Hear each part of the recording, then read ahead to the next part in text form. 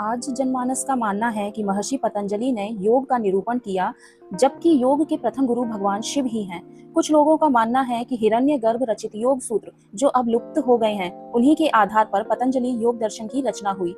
महर्षि पतंजलि ने अष्टांग योग का प्रतिपादन किया, जो कि यम, नियम, आसन, प्राणायाम, प्रत्याहार, धारणा, ध्यान तथा समाधि के रूप में ग्रहित हैं। भारतीय वाङ्मय में योग पर बृहद चिंतन प्रस्तुत किया गया है। गीता में भगवान श्री कृष्ण कहते हैं, तपस्विभ्यो अधिको योगी ज्ञानिभ्योऽपि मतोऽधिकः कर्मिभ्यश्चाधिको योगी तस्माद्योगी भवार्जुन।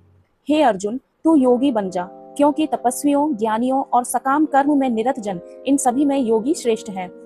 श्रीमद् भागवत महापुराण में अपने सखा उद्धव को उपदेश देते हुए श्री कृष्ण कहते हैं, जितेन्द्रियस्य युक्रस्य जितश्रवासस्य योगिनः मयि धारयतश्चेत् उपतिष्ठन्ति सिद्धयः।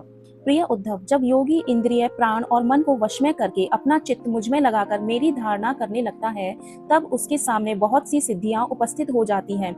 इसका स्पष्ट अर्थ यह है कि योग के द्वारा सभी सिद्धियां, जैसे कि अणिमा, महिमा, लघिमा, प्राप्ति, प्रकाम्य, इशिता, वशिता, कामावसायिता नाम की अष्ट सिद्धियां स्वतः ही प्राप्त हो जाती हैं। परंतु योग की चरम उपलब्धि मात्र सिद्धि प्राप्ति के संकुचित प्रकोष्ठ को अधिगत करना नहीं, वरन आत्मज्ञान, आत्मदर्शन, आत्मसुख और आत्मबल की प्राप्ति है। योग की विभिन्न पद्धतियों एवं उपासना की अनेकानेक विधियों का प्रमुख लक्ष्य चित्त को राग, द्वेष और आदि मल से रहित उसमें सत्व गुण का उद्रेक करके वृत्तियों को निर्मलता प्रदान करना है।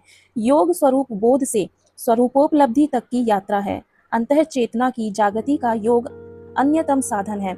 चरित्र निर्माण में योग का जो महत्व है, वह भी स्पष्ट है। मानव में निहित सात्विक तत्व जब योग साधना द्वारा जागृत हो उठते हैं, तब वह मानवीय गुणों से मंडित हो जाता है।